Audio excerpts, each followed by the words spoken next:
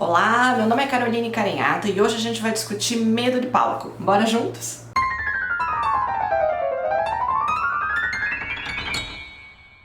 Então o texto que a gente vai discutir na sequência, ou melhor, a discussão toda que a gente vai fazer na sequência, ela está baseada num texto, né? A gente vai falar na sequência sobre medo de palco, e o texto que vai embasar essa discussão se chama Ansiedade de Performance em Música, Causas, Sintomas e Estratégias de Enfrentamento. Ele foi escrito por Carlos Alberto Fonseca. Essa discussão que a gente vai fazer então na sequência vai estar discutindo essa questão do medo de palco, mas mais especificamente aqui dentro do palco a gente não vai estar, aqui dentro do texto, mais especificamente a gente não vai estar falando sobre medo de palco, a gente não vai estar usando essa expressão, a gente vai estar falando sobre ansiedade de performance. Então bora junto discutir o que é essa ansiedade de performance e como que ela afeta os músicos. Eu separei alguns trechos pra gente ler, pra gente discutir, então eu vou sempre dizendo as páginas e os parágrafos onde estão.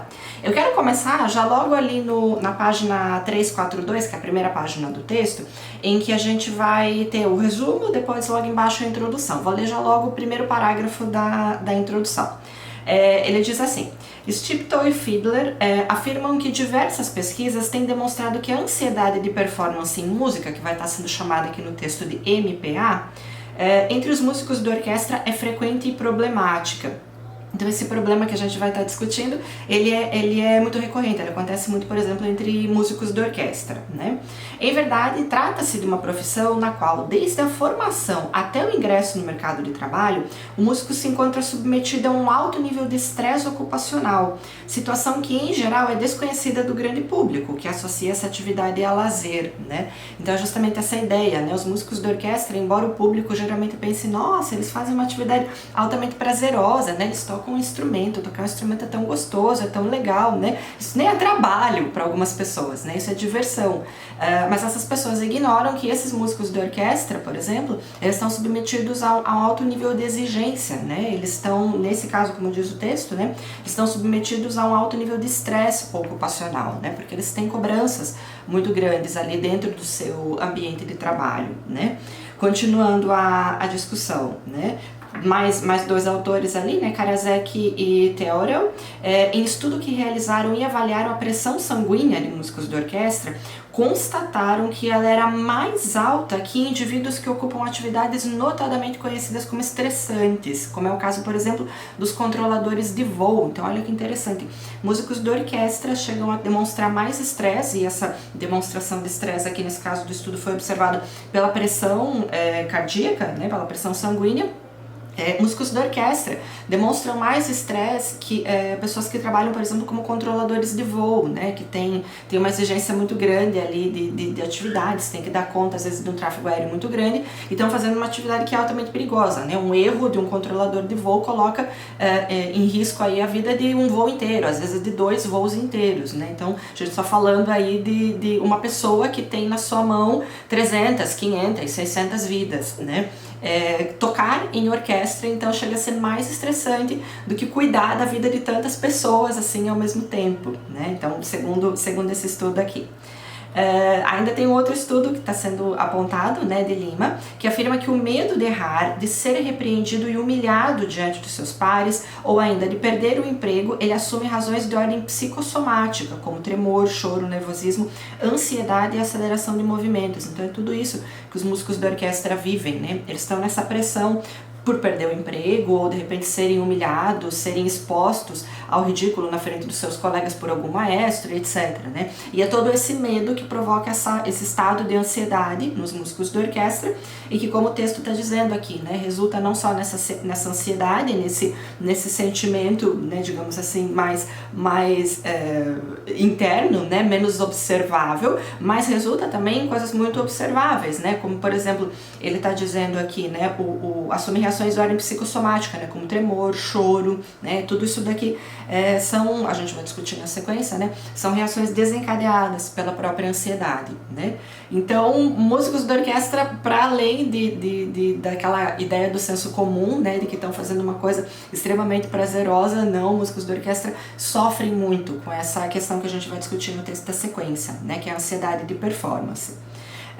Quero ler ainda só para a gente se situar nesse cenário aqui, né? Pensar em que contextos que a ansiedade de performance se manifesta, antes da gente discutir propriamente o que é ela, como que a gente faz para evitar ela, né?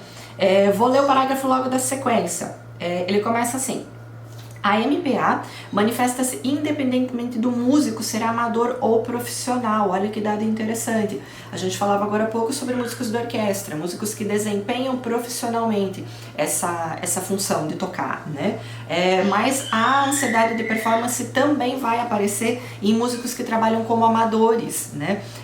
Então, de novo, não é porque você está dependendo, não é porque o seu emprego está sendo colocado em jogo, não é porque às vezes a sobrevivência de você, da sua família, depende ali daquele teu trabalho que você se sente nervoso ou não, né? O ato de tocar em público parece que é algo que deixa as pessoas nervosas, de modo geral, né? Independente delas serem profissionais ou serem amadoras, né?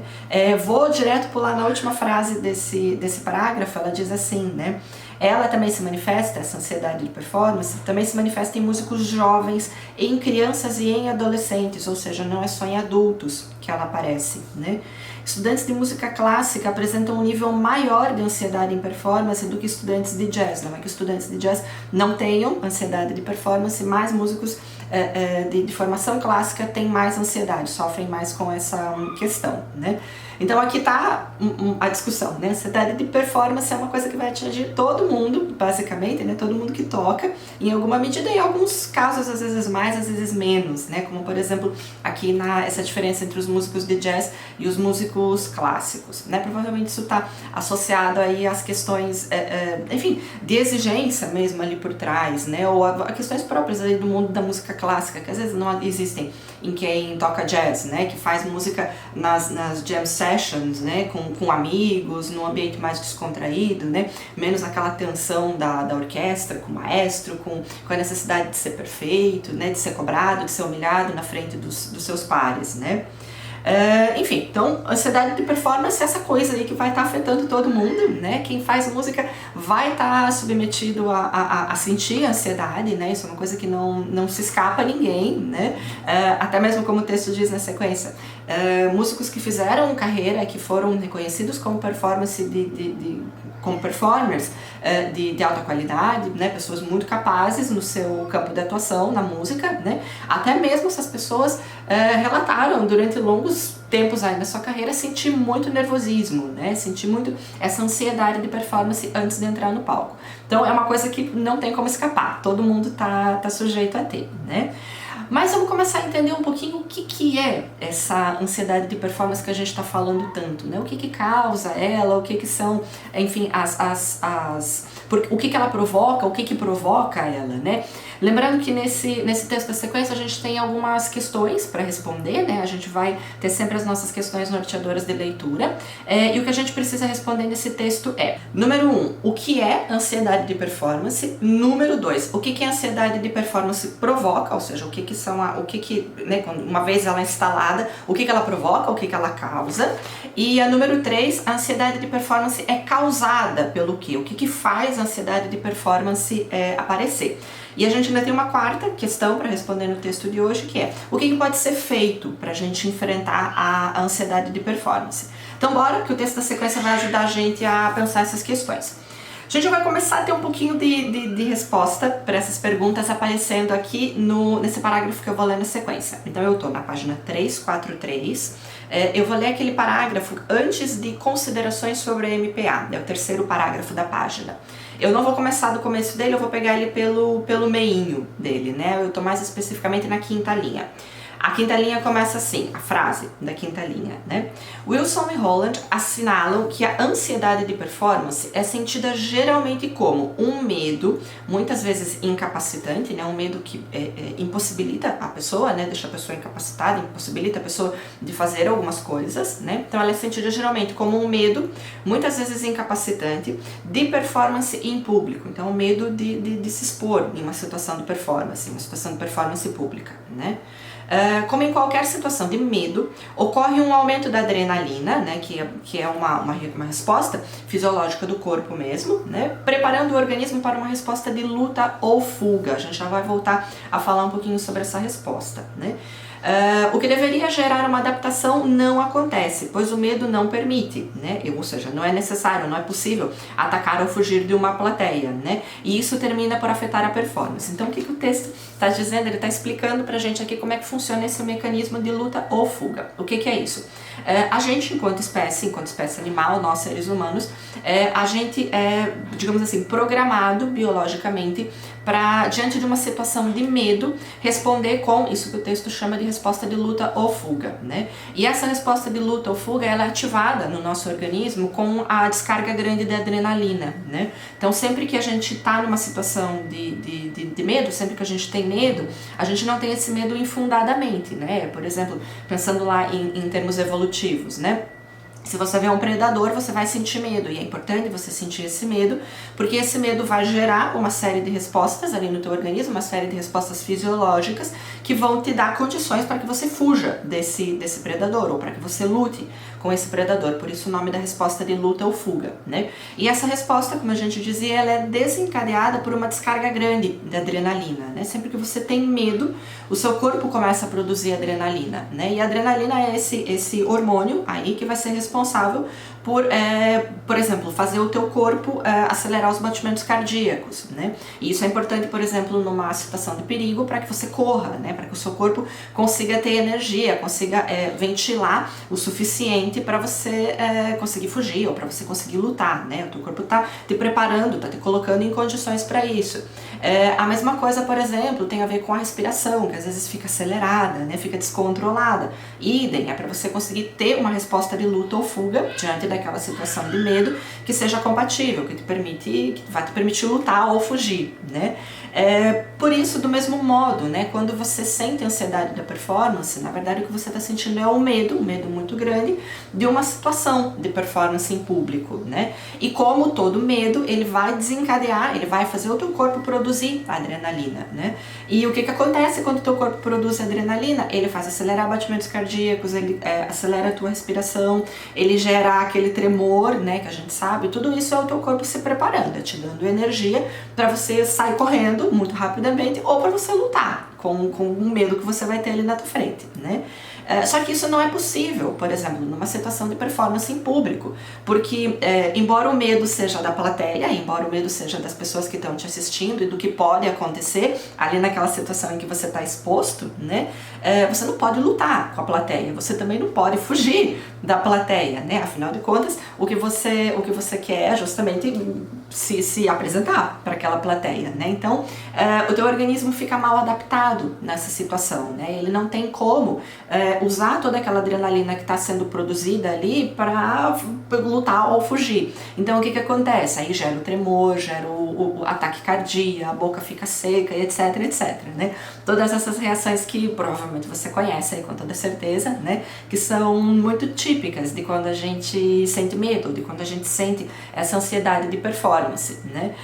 Mas tem até uma coisa legal que o texto que a gente está discutindo aqui, ele não explora muito, né? Mas essa relação de luta ou fuga, ela tem também um lado muito positivo, né? Que é o seguinte, quando o teu corpo produz mais adrenalina, como eu dizia, ele está se colocando, o teu corpo está numa situação de prover respostas em nível fisiológico mesmo, por exemplo, de força e etc., que são digamos assim, para além das comuns, para além daquelas que você tem no seu dia a dia, né? Por exemplo, a gente existem relatos, né? Por exemplo, de mulheres, né, muito franzinas, muito pequenininhas, que quando viram, por exemplo, o seu bebê numa situação, sei lá, um acidente de carro, alguma coisa assim, tem relato de mulher que conseguiu levantar um carro para tirar o bebê de baixo, né? E isso é feito por quê? Por uma descarga muito grande da adrenalina, né? Então, a adrenalina vai justamente dar essa força, vai dar essa disposição, vai dar essa capacidade de atenção, né? A adrenalina também tem muito isso. Ela dá uma capacidade de atenção, de foco, de energia, que a gente não tem, digamos assim, numa situação normal, né? Numa situação cotidiana nossa, né?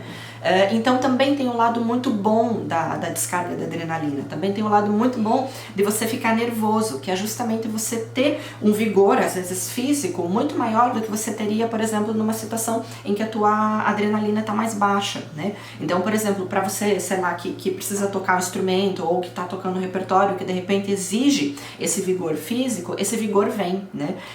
A única questão é que ele vem, só que ele vem também acompanhado de uma série de outras coisas, por exemplo, o tremor, né? Ou as palpitações no coração, ou aquela respiração mais acelerada, mais descontrolada, né?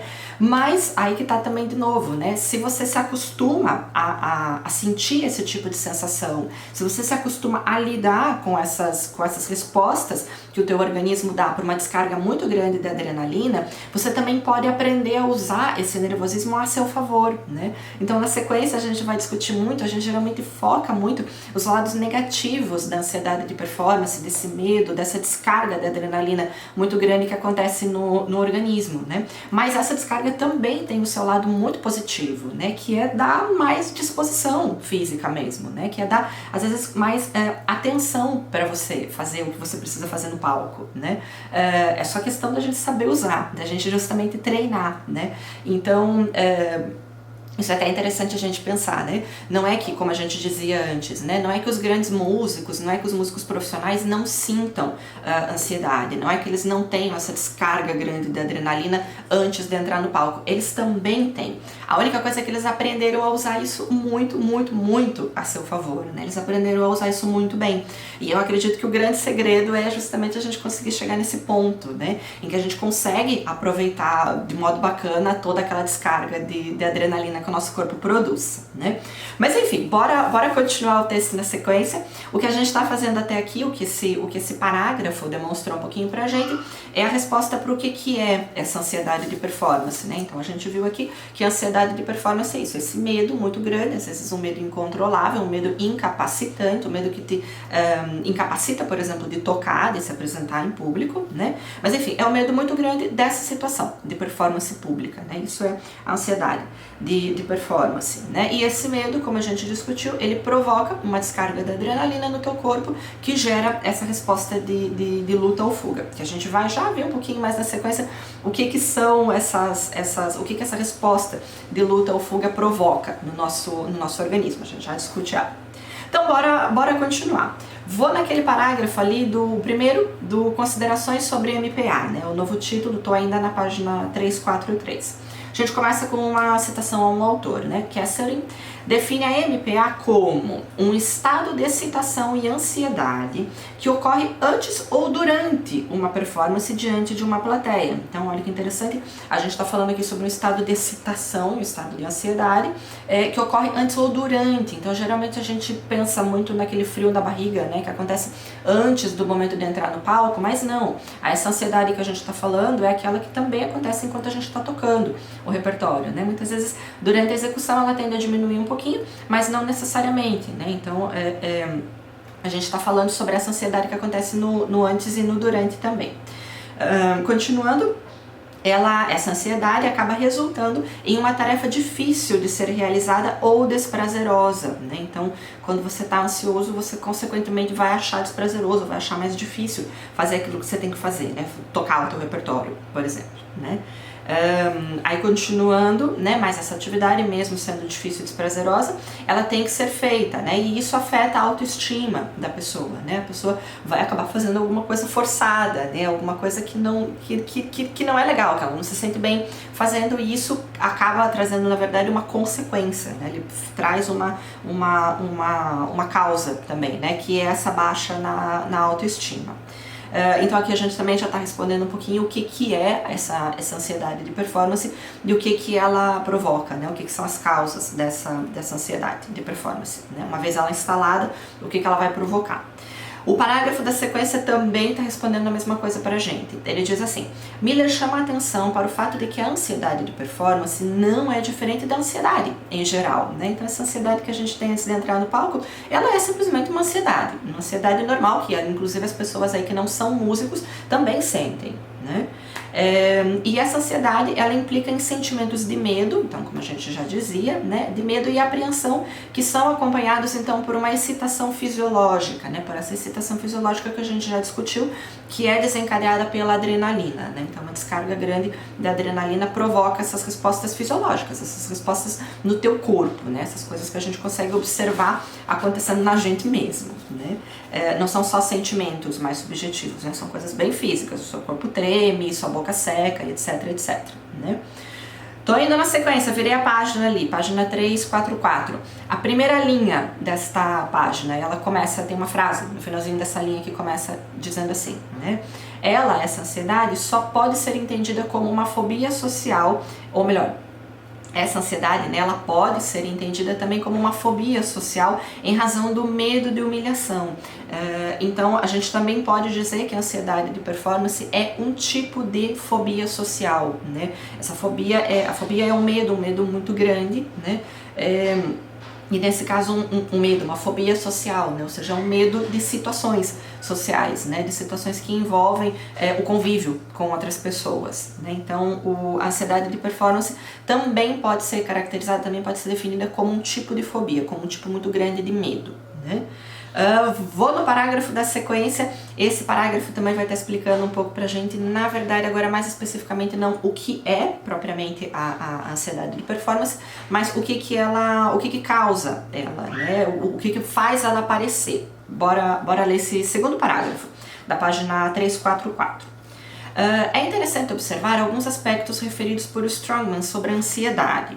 Segundo o autor, daí ele cita o livro, né, The Oxford Companion to the Mind, segundo esse autor, então, a ansiedade é referida como possuindo características perturbadoras e de causas indefinidas. Então é difícil a gente dizer exatamente qual é a causa da ansiedade, né? Isso não quer dizer que aqui entre os músicos a gente não consiga identificar algumas causas aí geralmente comuns, né? Mas de modo geral a gente pode dizer que as causas delas são indefinidas porque basicamente de pessoa para pessoa a gente vai ver que existem aí causas diferentes. Às vezes uma coisa que não é motivo de medo, que não pode ser entendida como motivo de ansiedade para uma pessoa, às vezes vai ser o grande motivo de ansiedade, o grande motivo de medo para outras, né? Então nesse sentido é uma causa definida. Basicamente qualquer coisa pode provocar, né, essa resposta de ansiedade.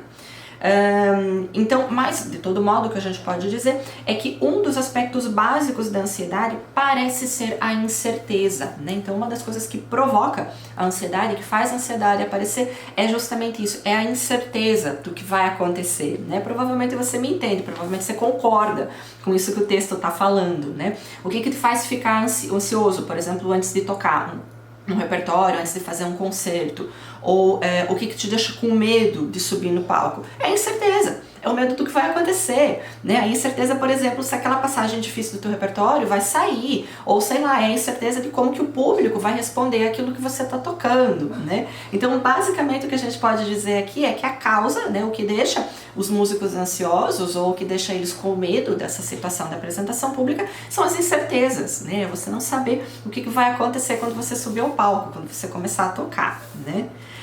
Em razão disso, a ansiedade só pode ser compreendida se considerarmos seus aspectos cognitivos, né? Esses aspectos aí da compreensão da situação, né? No que diz respeito à incerteza, Lazarus assinala que há no indivíduo um forte impulso para verificar se a ameaça é externa e objetiva, resultando em uma diminuição da incerteza, né? Isso é uma coisa que vai acontecer naturalmente, provavelmente você também já se viu nessa situação, né? De você avaliar, não, mas peraí, eu tô com medo, eu tô achando que isso vai ser incerto, mas o quão provável é que de fato aconteça um imprevisto, né? Se você tá bem preparado no seu repertório, se você enfim, se você sabe o que você vai ter que fazer, se você tá habituado àquela situação, não tem muita incerteza, não tem muito o que acontecer de diferente ou muito imprevisto, né?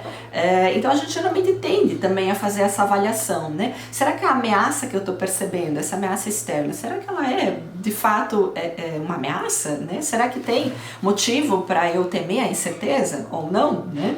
e aí provavelmente você concorda comigo, né, também. Quanto mais mal preparado você está para tocar, né, provavelmente menos você consegue ter essa segurança. Não, eu acredito que tem motivo para alguma coisa dar errado, então provavelmente mais nervoso você também fica, né.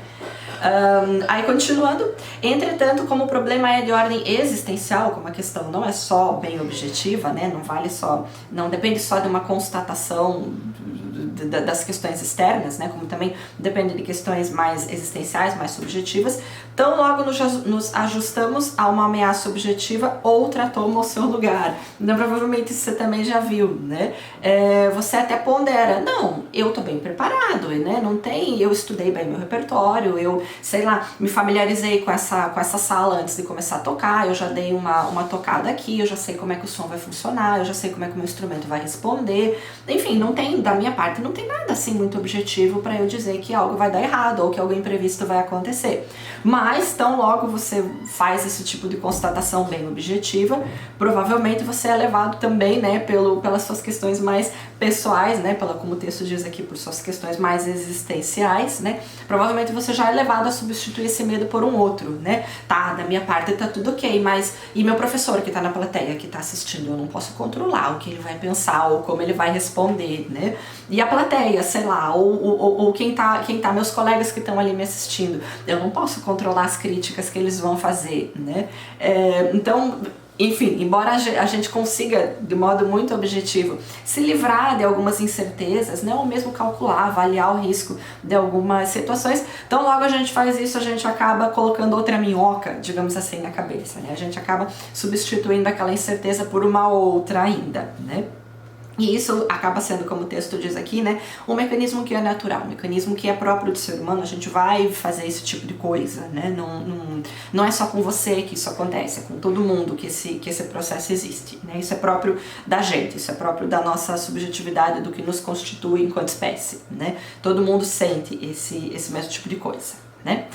Mas bora lá, na sequência então que a gente estava discutindo aqui até agora foram as definições do que é essa ansiedade de performance, e a gente também já começou a falar um pouquinho sobre o que faz essa ansiedade de performance aparecer, né, a gente estava falando sobre a incerteza aqui, e a gente também já começou a discutir um pouquinho o que ela provoca, né, aquela questão dos batimentos cardíacos acelerados, né, da descarga grande da adrenalina, então a gente já começou a falar um pouquinho, já começou a responder um pouquinho aqui as nossas perguntas. Mas bora na sequência que a gente vai destrinchar um pouco melhor essas coisas que o texto tá dizendo aqui pra gente. Vamos para a sessão aqui que vai discutir as causas, né? Então, uma vez instalada aí a ansiedade de performance, o que ela vai fazer, né? Ou ainda, antes dela se instalar, o que faz ela aparecer? Então, bora junto.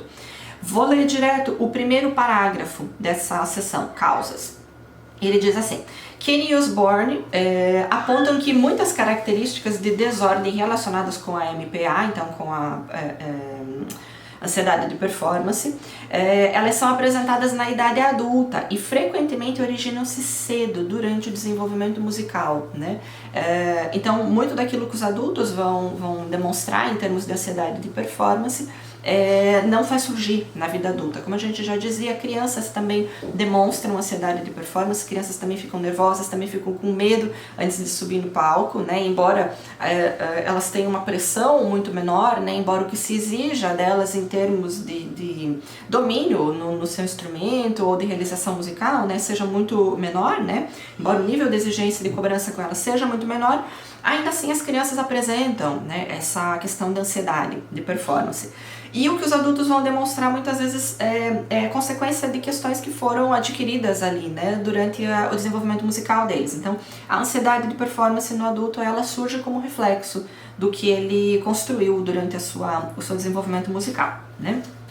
Parágrafo da sequência começa assim: o medo de ser julgado e, em decorrência de ser desvalorizado em sua autoestima, é apontado por Kelserin como sendo o principal estímulo para o desenvolvimento ou para o desencadear de reações de ansiedade. Então, olha que interessante, o que faz a ansiedade surgir, de acordo com o texto, é o medo de ser julgado E em decorrência desse julgamento dos outros, é o medo de ser desvalorizado em sua autoestima. Então, de novo, provavelmente você se identifica muito com isso que o texto está dizendo, né? Por que a gente fica com medo antes de entrar no palco? Por que a gente fica ansioso antes de entrar no palco? Porque a gente tem medo de ser julgado, e a gente tem medo que esse julgamento, que é inevitável, que todo mundo vai fazer, né? Todas as pessoas que estão ali lhe assistindo, elas vão julgar a sua performance, né? E o medo que a gente tem é que esse julgamento venha a denegrir a nossa autoestima, venha a ferir a nossa autoestima, né? Ou seja, que as pessoas venham a julgar, ou a dizer, ou a pensar, às vezes, muitas vezes, a gente tem medo disso, né? Do que as pessoas vão pensar.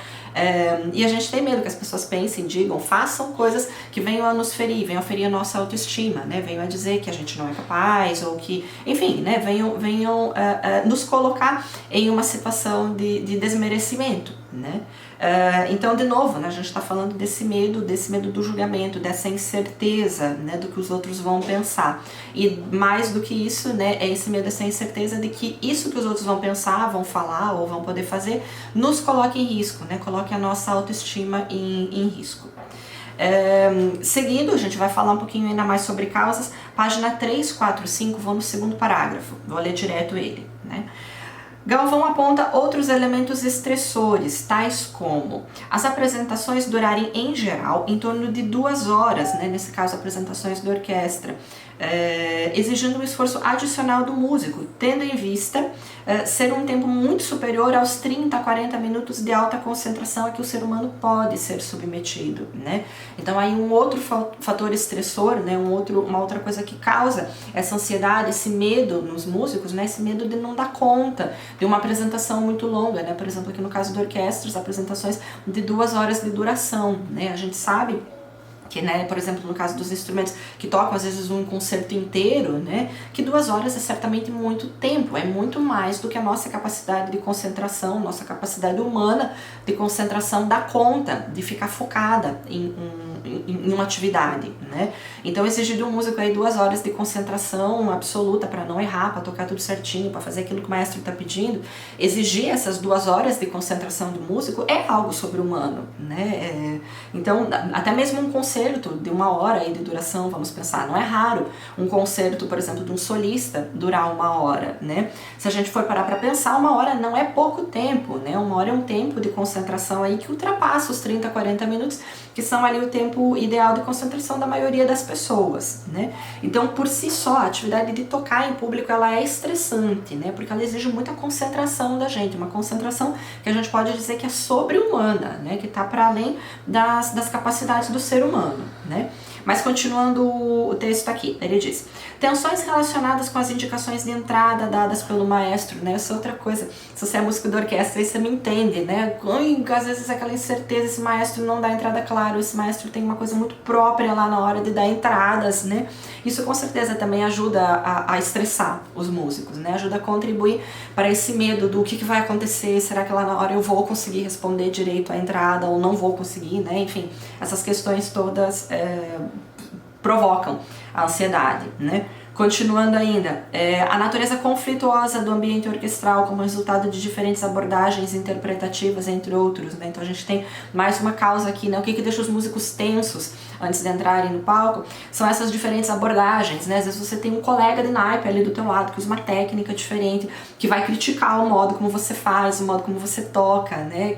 Enfim, esses conflitos aí às vezes geram competições dentro do ambiente, né? Não, eu tenho que provar que o jeito que eu faço é certo, então eu não posso errar, né? Essas coisas acontecem, essas coisas aparecem dentro do ambiente de orquestra, né? E a gente está pensando aqui no ambiente extremo da orquestra, mas às vezes em outros grupos isso também vai aparecer, né? Em outras situações de performance pública ou de desempenho profissional, né? Então tudo isso que a gente está discutindo acaba causando essa ansiedade, esse medo da performance em público, né? Então não são só, digamos assim, aqueles aspectos mais subjetivos, né? Aquelas questões até mais fisiológicas, né? Provocadas lá pela descarga da adrenalina e etc, que a gente já estava discutindo, mas também são questões que dizem respeito ao próprio ambiente, né? Por exemplo, as condições de trabalho a que os músicos estão submetidos, né? Longas sessões de apresentação, conflitos dentro do seu ambiente de trabalho, dificuldades ali para se relacionar com o maestro, com os gestos de regência, etc, né? Então, tudo isso acaba sendo uma coisa a mais para desencadear a ansiedade. Parágrafo da sequência ainda vai falar mais um pouquinho sobre esse assunto. Ele diz o seguinte: como consequência de experiências vivenciadas no passado, a ansiedade de performance está frequentemente associada a uma forma de julgamento ou censura, né? Que pode tanto ser interna ou externa e pode ser tanto real ou imaginária, né? Deixa eu ler o parágrafo, a frase da sequência, daí eu já volto para conversar. Como possuímos um forte sensor interno, termina-se durante a performance não lançando mão das qualidades que mais se necessita, que são autoconfiança, força de persuasão e coragem. Então o que acontece? A gente tende a se julgar, né? A gente tende não só a se julgar, mas porque a gente é julgado muito de fora, né? A gente internaliza esses julgamentos e chega a desenvolver isso que o texto está chamando aqui desse sensor interno, né?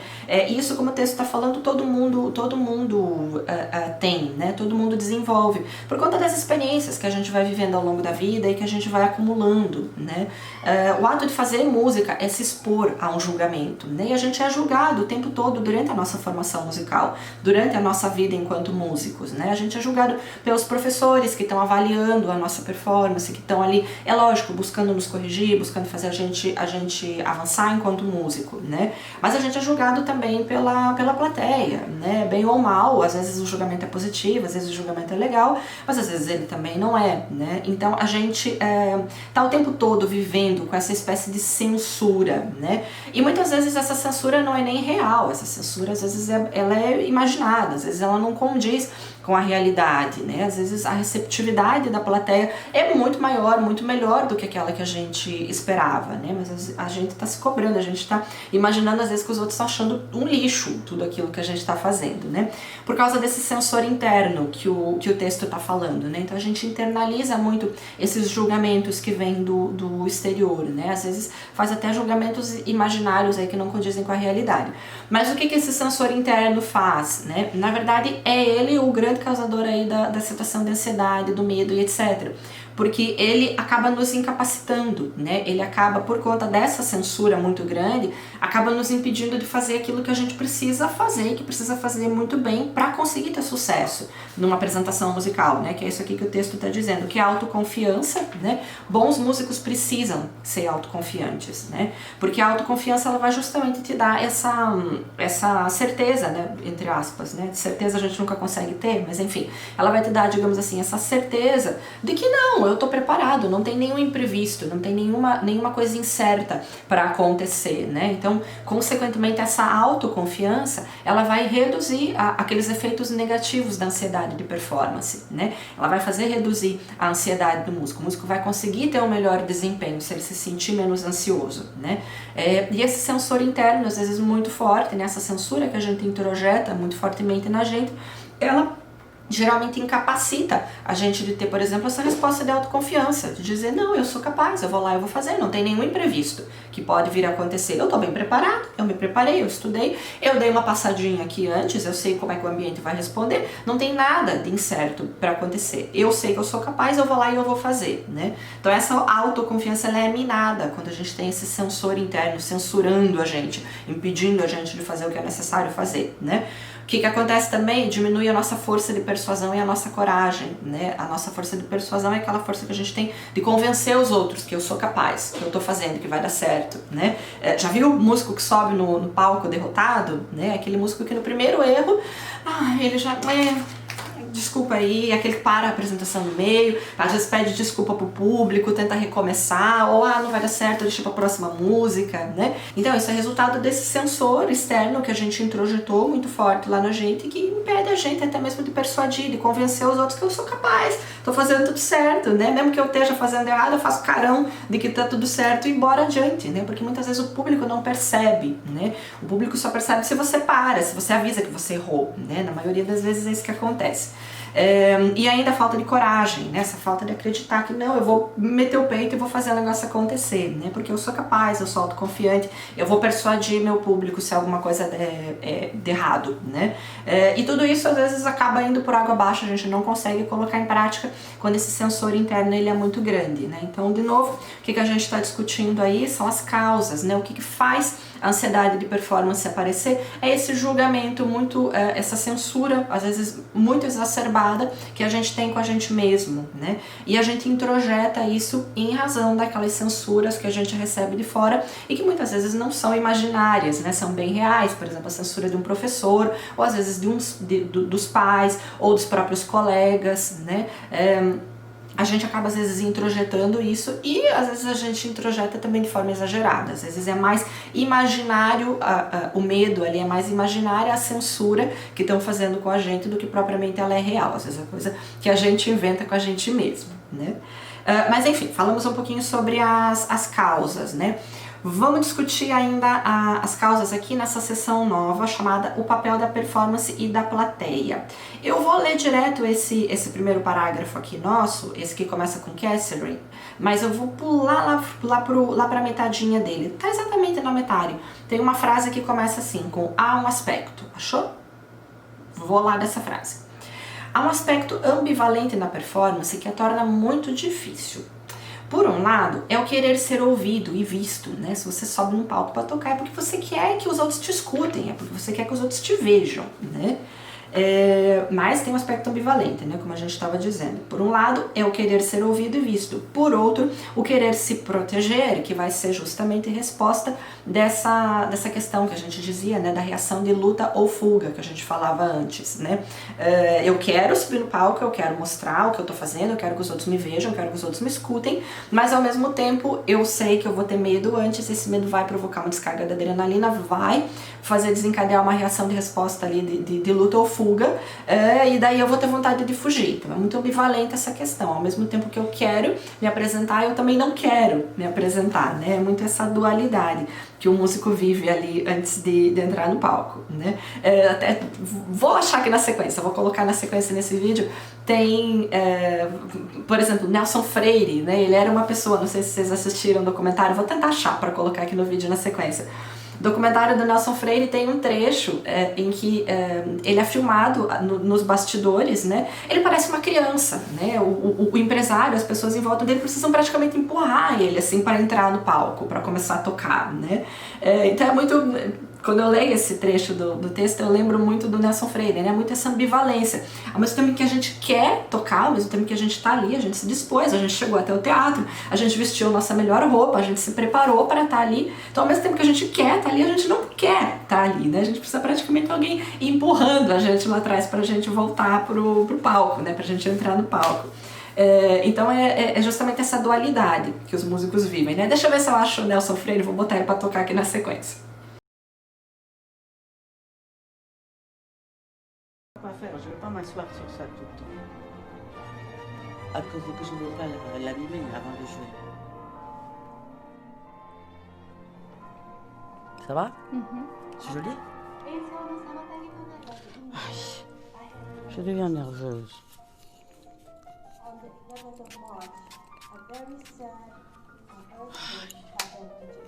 But I don't know when I have to go.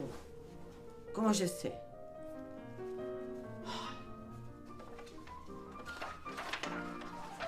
C'est tellement trop solennel. Parce que moi, j'aime pas ça. Tu sais?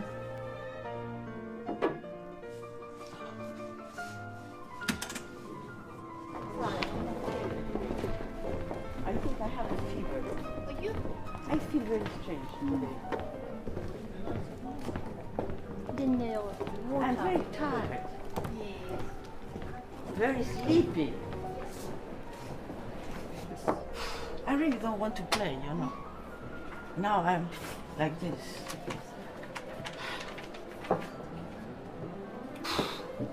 Not nice to have to play in this moment. I really don't want to. I don't know what to do. Don't like to. Oh my God. Okay. Well, I think so. Yes. Let's go. So, do. Yeah.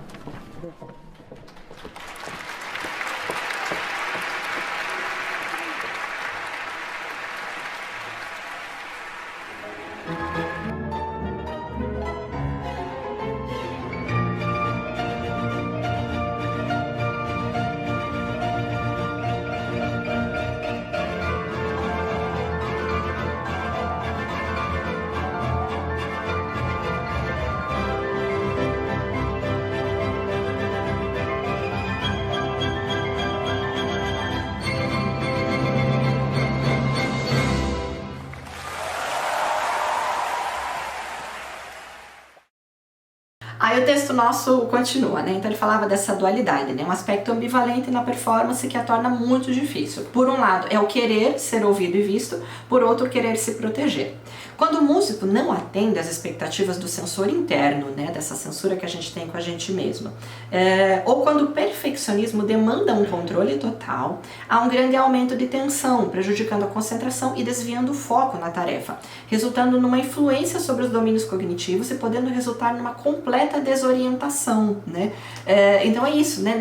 Nessa coisa do eu quero me apresentar, mas eu também não quero me apresentar, o que acaba acontecendo aqui é isso, né? Uma tensão muito grande, que vai resultar desse eu quero, mas eu não quero, eu quero, mas não quero, né? A gente tem uma tensão aparecendo, e essa tensão, ela vai prejudicar a concentração do músico e vai fazer ele desviar o foco dele da tarefa, né? Então, se você está muito tenso, você não consegue se concentrar naquilo que você precisa fazer, naquilo que você precisa tocar, né? Consequentemente, você vai acabar se desconcentrando, vai acabar tocando mal, vai acabar errando, vai acontecer alguma coisa aí que não deveria acontecer, né? Então, resultando numa influência sobre os domínios cognitivos, né, sobre a sua capacidade de se concentrar e fazer aquilo que você precisa. Isso é o domínio cognitivo, né, tem a ver com a concentração, podendo resultar então numa completa desorientação. Você fica completamente ali sem saber o que fazer, né, sem conseguir fazer aquelas coisas básicas que você se preparou super bem para fazer, né.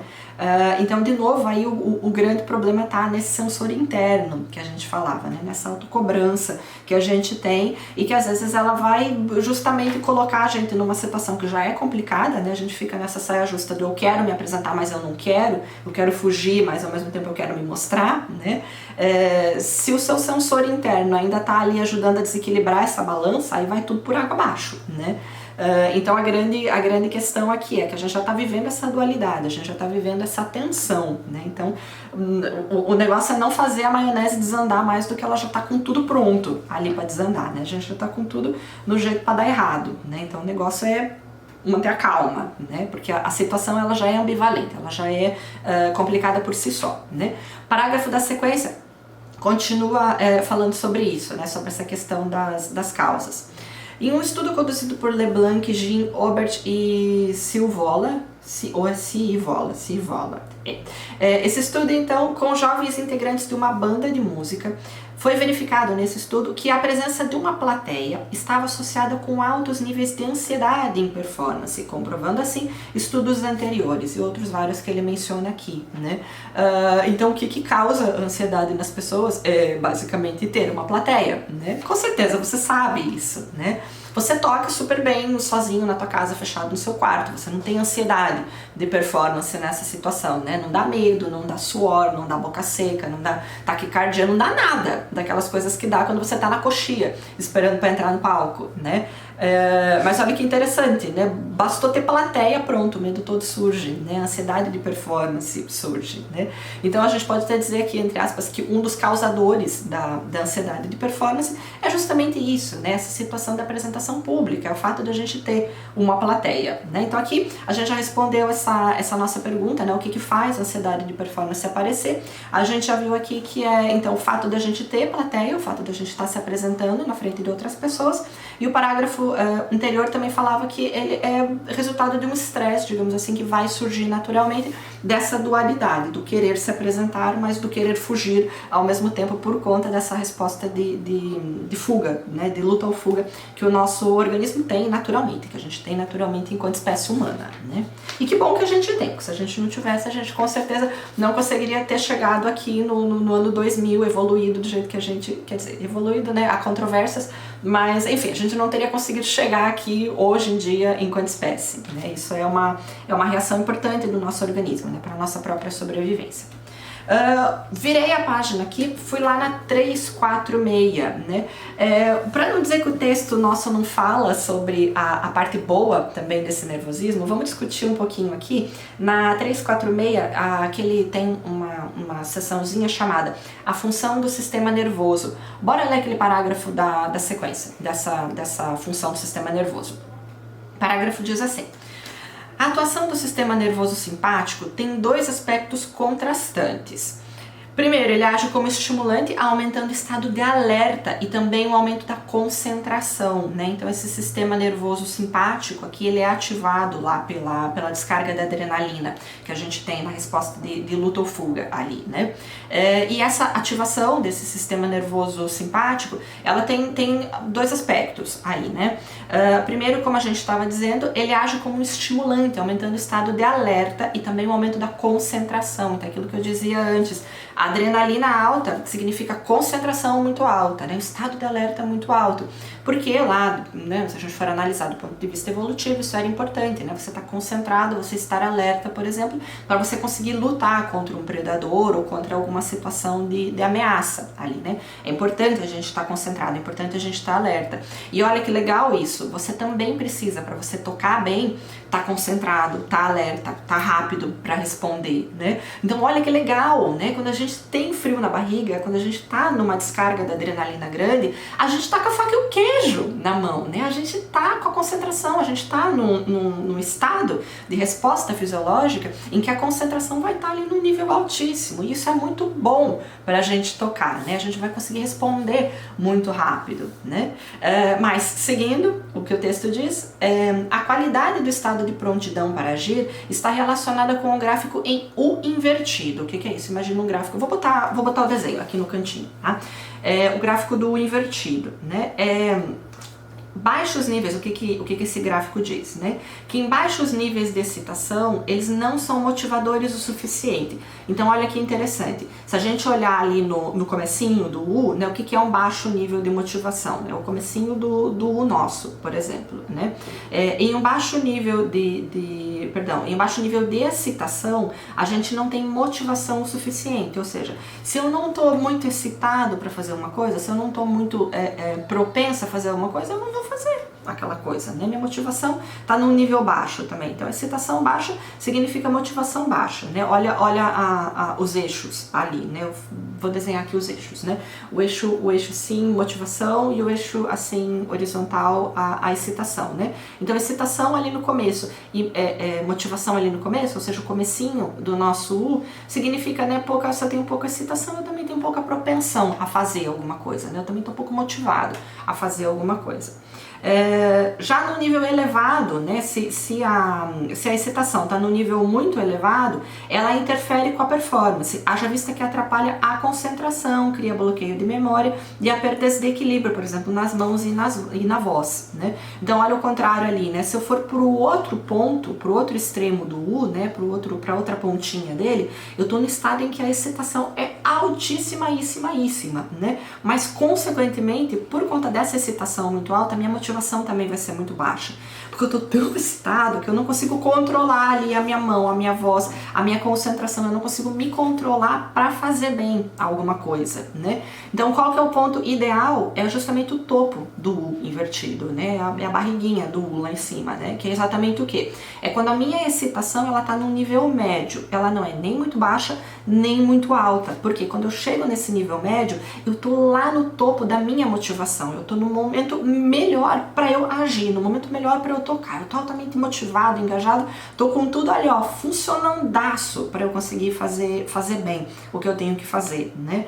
Então olha que interessante, o que é o grande segredo da situação de apresentação pública? É a gente conseguir chegar lá no topo do invertido, né? Lá na barriguinha do, lá onde ele faz a volta. Ou seja, a gente precisa de um pouco de excitação. Esse frio na barriga, ele é ótimo, né? Ele nos tira daquela situação ali mais inicial de excitação, que está mais no ponto da apatia, né? Que a gente não está muito engajado para fazer alguma coisa, né? Ele nos tira, né? Esse frio na barriga nos tira daquele lugarzinho ali e pode nos levar, por exemplo, para aquele nível intermediário de excitação, que é o melhor que tem, que é onde a gente vai estar com a nossa concentração lá no topo, que é onde a gente vai estar com tudo, por exemplo, com vigor físico, com tudo gás para fazer super ótima a nossa apresentação, né? Só que a questão é também não deixar passar daquele extremo, né? Não deixar ir pro outro lado ali do invertido, em que a excitação vai ser tão alta que você vai ficar também incapacitado de fazer o que você precisa fazer, né? Então é aquilo que a gente dizia, um pouco de nervosismo é ótimo, né? É muito bom, na verdade, porque ele vai te colocar no estado de resposta fisiológica, ele vai colocar o teu corpo para responder de forma muito melhor do que o teu corpo responderia, por exemplo, lá na sala de ensaio, né? Então um pouco de frio na barriga é muito bom, né?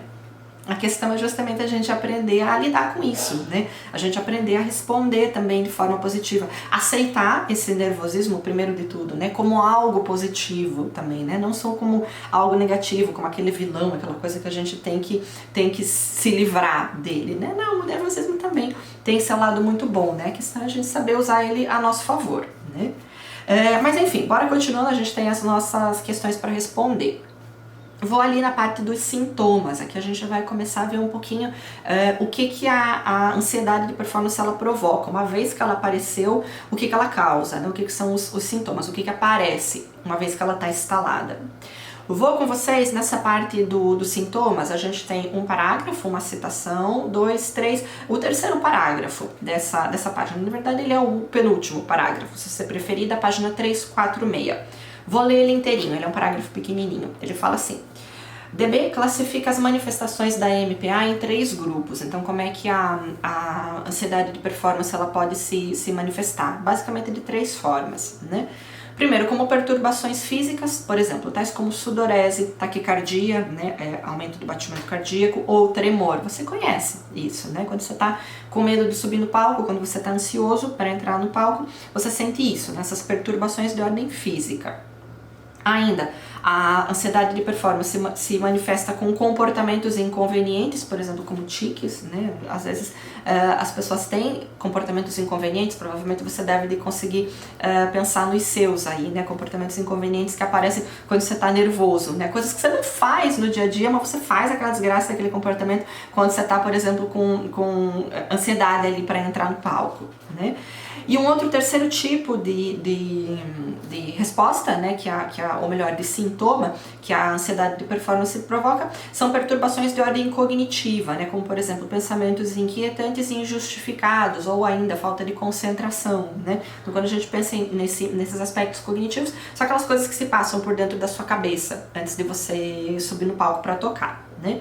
Vamos destrinchar um pouquinho melhor esses 3 grupos. Ali na página 347, logo no começo dela, a gente tem umas bolinhas, a gente tem alguns tópicos que vão estar explicando um pouquinho melhor o que são esses sintomas, tá? Bora junto.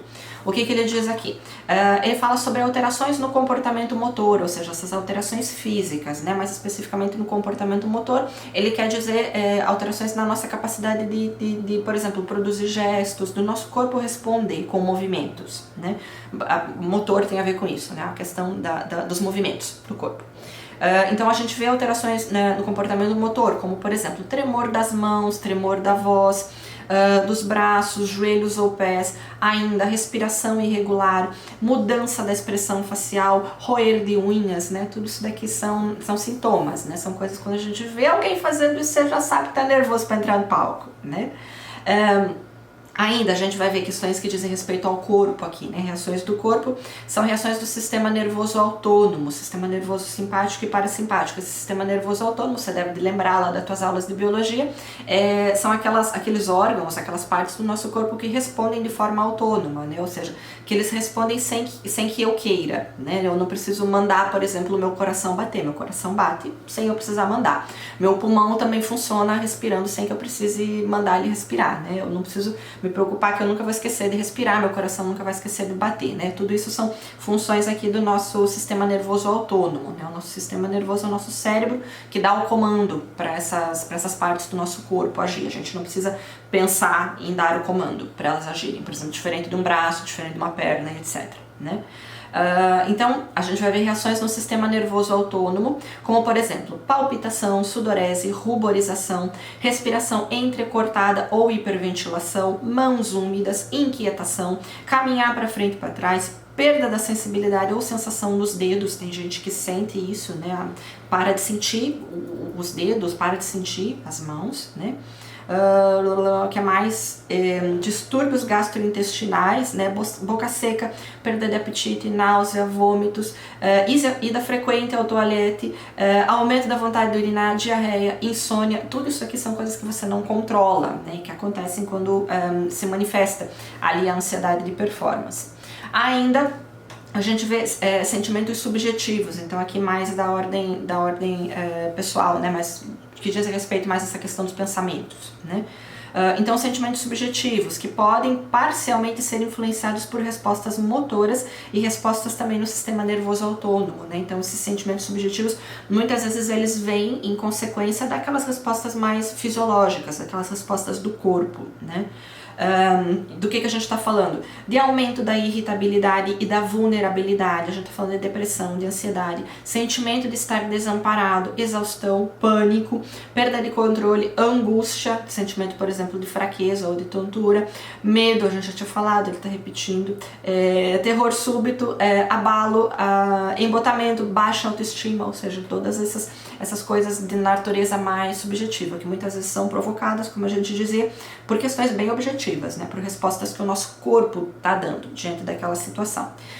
A gente ainda tem, como eu falava, algumas manifestações de ordem mais cognitiva, né, o que ele está dizendo aqui de avaliação cognitiva, né, que diz respeito então a pensamentos e reflexões a respeito dos sentimentos e sintomas corporais. De novo, né, a gente está falando toda uma cadeia. O meu corpo responde, de certa forma, a essa situação de ansiedade, como consequência, meus sentimentos também respondem àquelas respostas do meu corpo, e como consequência de tudo isso, eu ainda vou fazer uma avaliação cognitiva, o meu pensamento vai avaliar de forma, às vezes, mais ou menos objetiva tudo aquilo que está acontecendo, né? Então, o que é essa avaliação cognitiva? É, por exemplo, né, problemas de concentração e memória, como diminuição da concentração e aumento da possibilidade de distração, bloqueios, lapsos de memória, tudo isso você sabe, né? Quando a gente está nervoso, a gente está mais propenso a errar, né? A se desconcentrar, a esquecer aquilo que a gente está tocando. Pensamentos circulares em torno de catástrofes, né? Tem muita gente que quando está nervosa justamente faz isso, né? Começa a pensar sem parar, só em desgraça, né? Em coisa que pode acontecer de errado, geralmente relacionada à própria performance, né? Confusão, dificuldades de tomar decisões, interferência de pensamentos negativos, né? Tudo isso está ligado a essa avaliação cognitiva que a gente faz dos sentimentos que a gente está tendo ali, que foram também desencadeados pelas respostas do nosso corpo. Por último, a última bolinha, o último grupo de sintomas aqui que o texto está dizendo são mudanças comportamentais, como por exemplo insônia, né? Quem nunca, aí na véspera de uma apresentação muito importante, por exemplo, teve insônia, né? Teve dificuldade para dormir. Então insônia, perda de apetite, né? Às vezes eu sou a pessoa que faz isso, né? Se eu tô ansiosa, eu não como, né? Então, perda de apetite, reações de fuga, movimento de excitação, de paralisação, prolixidade ou mutismo, exaustão, né? Prolixidade, você sabe o que é, né? A pessoa que começa a falar sem parar. Tem gente que é justamente isso, né? Quando fica nervosa, fica com a vontade de falar, de dar risada, de fazer de tudo, né? Tem gente que já responde de forma contrária, né? Com o mutismo, já não tem vontade de falar, já não consegue nem se comunicar, já fica gago, já não fala mais direito, né? E exaustão aqui por fim, que o texto está mencionando, né? Isso com certeza não é novidade, né? Isso tudo que eu falei, provavelmente você se identifica, né? São coisas que acontecem com você quando você tá vivendo aí uma situação de ansiedade de performance, quando você tá vivendo esse medo de palco, esse medo da apresentação pública. Vamos seguir, na sequência ali, ainda estou na página 347, o texto vai começar a dar então pra gente algumas orientações do que pode ser feito. Repara que até aqui a gente definiu o que era a ansiedade de performance, a gente já pensou o que faz a ansiedade de performance aparecer, o que provoca ela, a gente já discutiu quais que são as causas, ou seja, o que acontece quando eu tô ansioso, e agora a gente vai responder a nossa quarta pergunta. Tá, eu já sei o que é, eu já sei o que faz ela aparecer, eu já sei o que ela causa, mas daí como é que eu faço para me livrar dela, né? Ou o que eu posso fazer para controlar ela, pra gente conseguir chegar naquele nível ótimo ali do invertido, né? Naquele nível intermediário de excitação, em que eu vou estar lá no auge da minha motivação, da minha concentração, que eu vou estar o fera para conseguir tocar. Como é que eu faço para conseguir chegar nesse ponto, né? Como é que a gente controla a ansiedade de performance? Na 347 ali a gente tem então a seção chamada Estratégias de Enfrentamento, o que a gente faz para lidar com a ansiedade, né? De novo a gente tem alguns tópicos, as bolinhas ali, que vão estar respondendo pra gente essa pergunta. O que você faz? Primeira bolinha. Prescrição de medicamentos, por exemplo, antidepressivos, benzodiazepínicos, beta-bloqueadores, entre outros, né? Ou substâncias auto-administradas, como por exemplo álcool e maconha. Isso aqui são coisas que as pessoas geralmente fazem, tá? Não é que o texto está dizendo para você fazer necessariamente, né? Mas vocês sabem aí, por exemplo, né? Entre os músicos populares é muito comum essa coisa do tocar bebendo, né? Ou do beber antes de entrar no palco, porque isso teoricamente deixa as pessoas mais relaxadas, né? Há quem use o álcool como um recurso, né? Ainda quem use a maconha como um recurso, ainda quem use aí os remedinhos comprados legalmente na farmácia, né? Sem receita, sem prescrição, provavelmente você sabe do que eu tô falando, né? Então existem pessoas que fazem isso, que tomam remédio, que usam drogas, ou enfim, usam álcool mesmo, drogas lícitas ou ilícitas, né? Há quem recorra a esses recursos. Mas não são os únicos que você precisa recorrer, né? Eu particularmente acho que não são os melhores, mas aqui no texto, na sequência, ele dá outras ideias. Por exemplo, intervenções com meditação, e aqui ele está chamando de meditação um conjunto bastante grande de coisas, né? Ele fala, por exemplo, em treinamento autogênico, auto-hipnose, hipnose, meditação propriamente dita, yoga, né? Então são esses treinamentos, essas práticas mais alternativas, às vezes até mesmo de medicina, mais alternativas, né? Tem gente que de fato usa, se vocês não conheçam, né? Vão atrás de conhecer. Eu tive um orientando, o Tito, né? Que vocês conhecem, provavelmente, um colega de vocês aí, que trabalhava com hipnose. Ele trabalhou justamente lá no TCC dele, ele faz todo um trabalho nesse sentido aí de combate da ansiedade de performance, usando a hipnose, né? Ela dá resultados, tem muita gente que recorre a esse recurso, mas não só isso, tem muita gente que pratica meditação, que pratica yoga, né? Que pratica esse tipo de terapia alternativa mesmo, né? E também com bons resultados.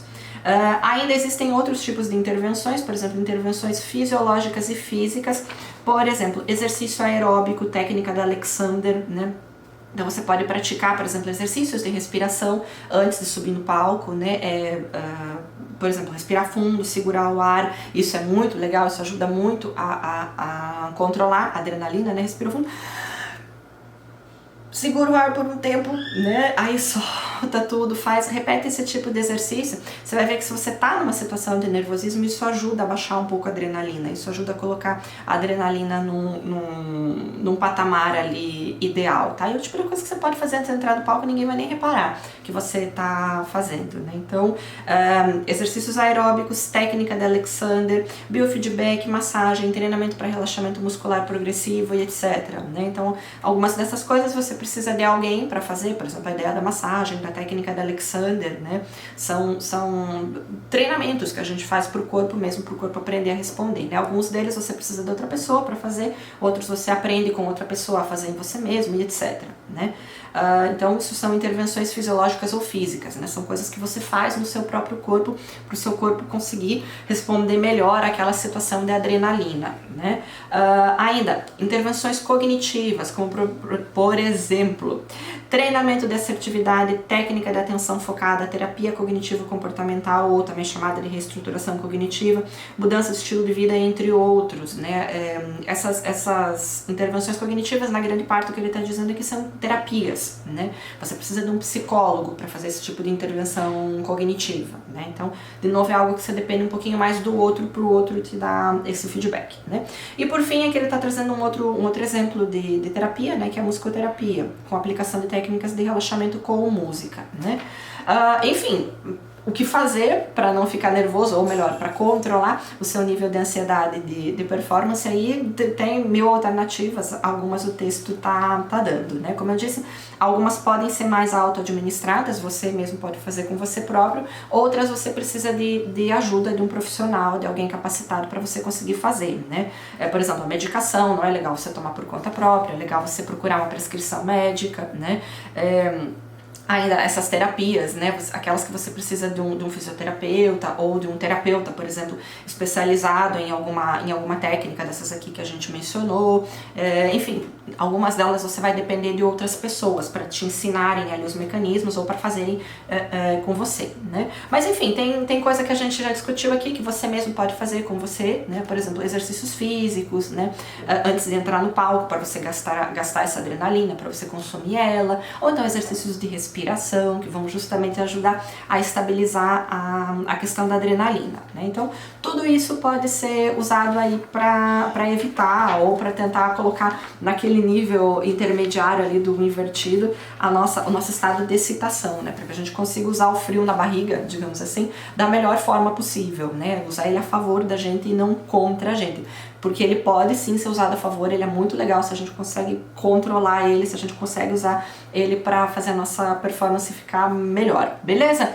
Então bora na sequência só fazer uma síntese de tudo que a gente descobriu nesse vídeo aqui hoje. Lembrando, a gente tinha 4 perguntas para responder.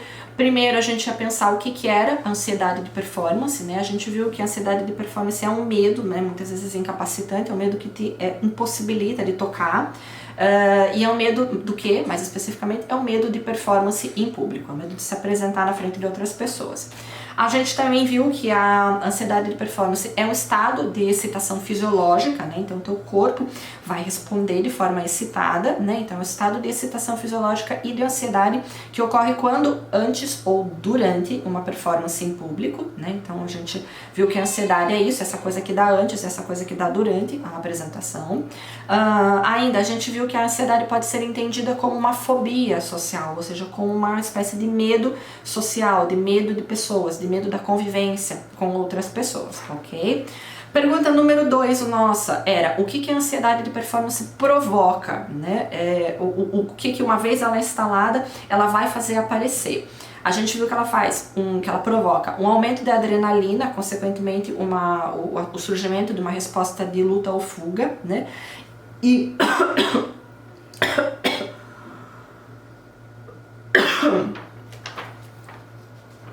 desculpa.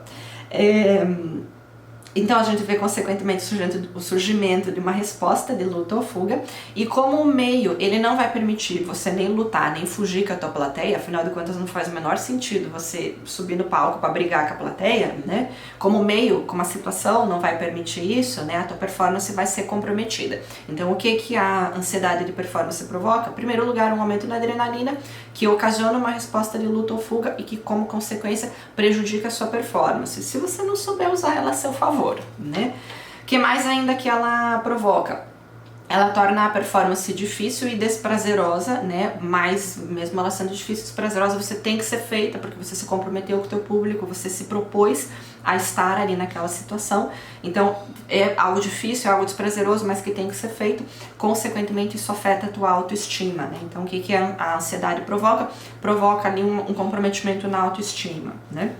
O que ela provoca ainda, a gente viu todos aqueles tópicos, ela provoca perturbações físicas, né, no nosso comportamento motor, também no nosso sistema nervoso autônomo, né, a gente viu algumas dessas respostas são provocadas aí de forma inconsciente, né? Elas simplesmente aparecem como uma resposta do nosso corpo. Então, a gente está falando de perturbações físicas, perturbações no corpo. A gente também viu a questão dos sentimentos desagradáveis, que tudo isso desencadeia, né? Vai gerando ali uma reação em cadeia, né? Uma coisa vem em consequência da outra. Como consequência, ainda também a gente discutiu as perturbações cognitivas, que depois você descreve aí direito pra gente do que a gente está falando, tá bom? E como consequência disso tudo, a gente ainda vai ter aí mudanças comportamentais, né? Você não vai conseguir fazer aquilo que você estava se propondo a fazer, tua mão não vai responder, você não vai conseguir tocar, né? Então, basicamente isso que ela provoca, né? Mas aí o que causa a ansiedade? A nossa terceira pergunta, né? A ansiedade de performance, ela é causada pelo quê? O que faz ela aparecer, né? A gente viu o medo de ser julgado e de ser desvalorizado em sua autoestima, é alguma coisa que pesa muito, que faz a ansiedade aparecer. A gente viu ainda que ela tem causas indefinidas, mas que muito provavelmente aí a incerteza é um grande causador da ansiedade, né? O fato de você não saber o que vai acontecer quando você sobe no palco, né? Então as incertezas aí que causam a ansiedade.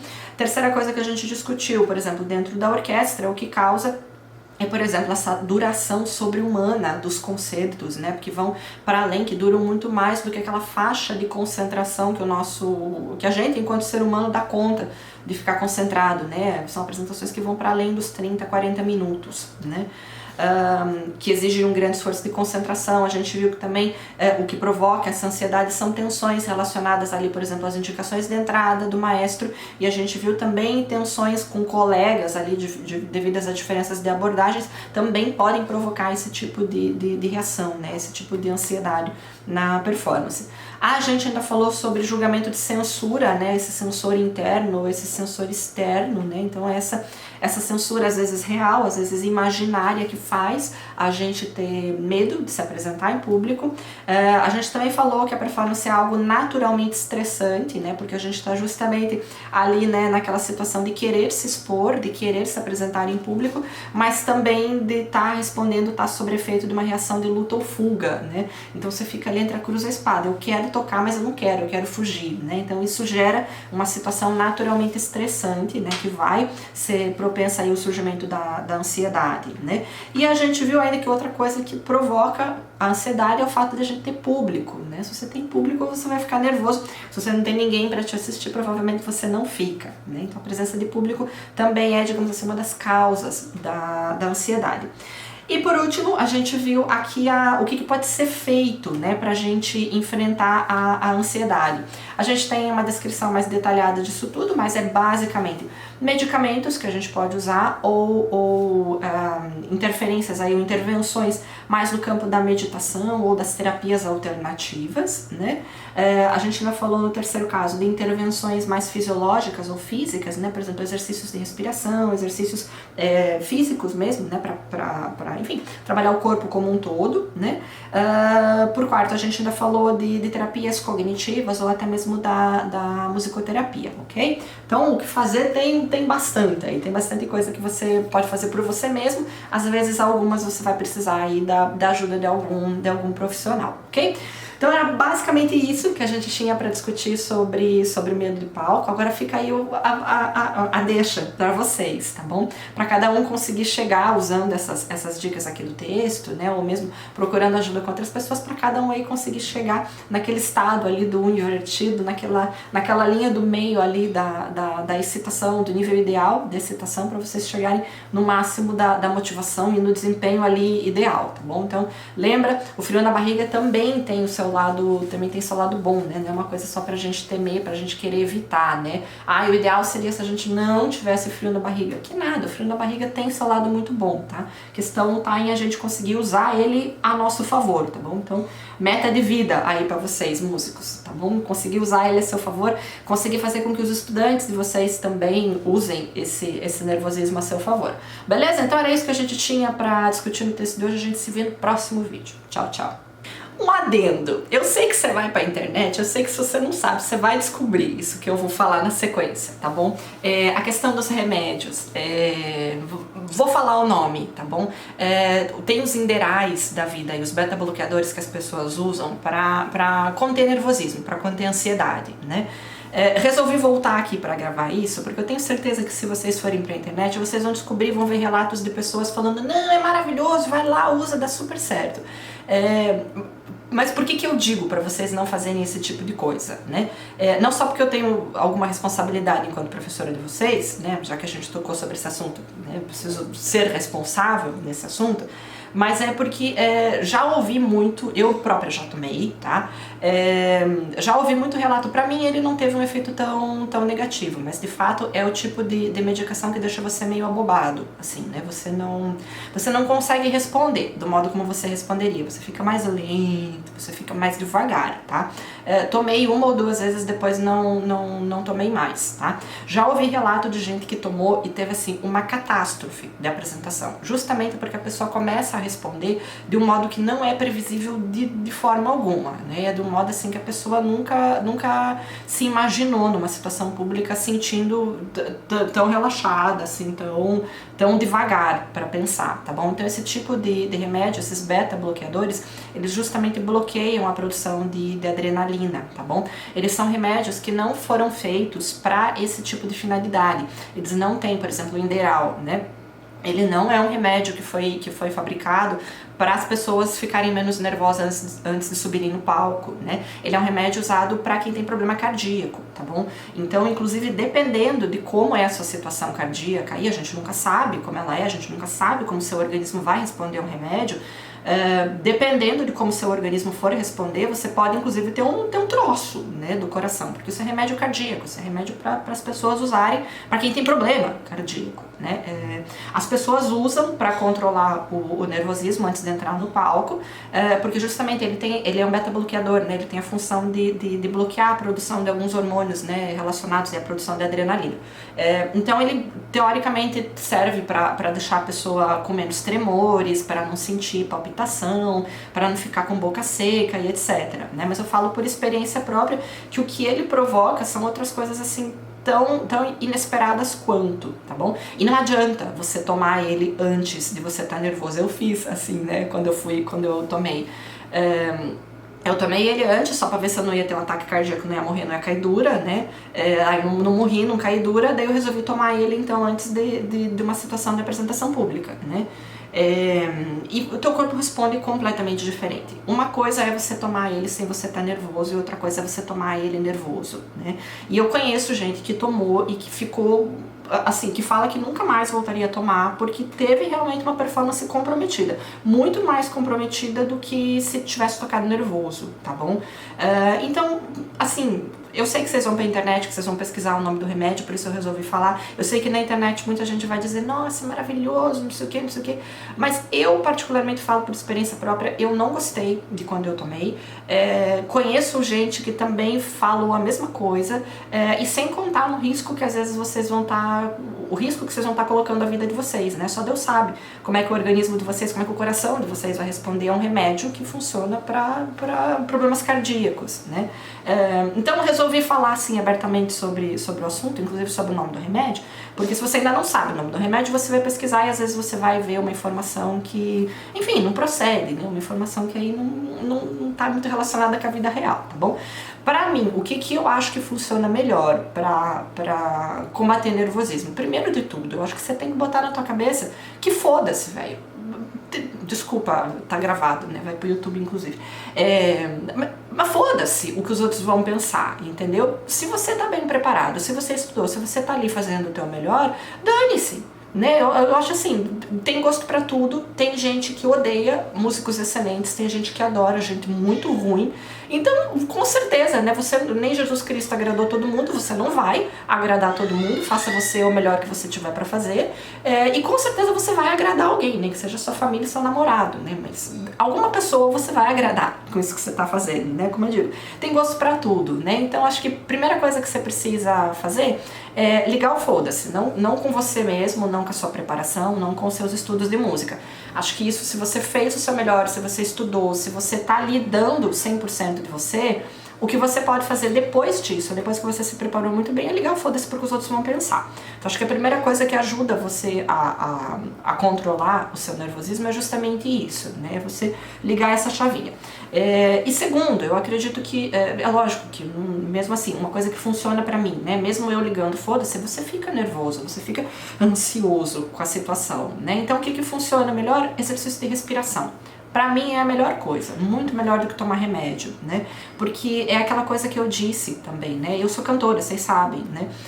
Então, pra mim, ter vigor físico pra você conseguir cantar, pra você conseguir fazer às vezes um repertório que deixa cansado do ponto de vista físico, pra mim ter vigor físico é uma coisa que não se paga, né? Pra mim ter essa disposição, ter essa capacidade de concentração, essa força física mesmo pra conseguir cantar, eu acho que é a melhor coisa do frio na barriga. Então por isso eu não troco o frio na barriga pelo Enderal, tá? Eu acredito que é tudo questão de você aprender a lidar com o nervosismo, porque realmente tem um lado muito bom dele, e acho que quando você aprende a usar o lado bom do nervosismo, nossa, você quer mesmo é ficar nervoso, você quer mesmo é que chegue aquela hora da apresentação para você conseguir fazer coisas que você não conseguia fazer na sala de ensaio, ok? Então resolvi gravar esse adendo, agora sim o adendo feito, a gente se vê no próximo vídeo, tá bom? Tchau, tchau!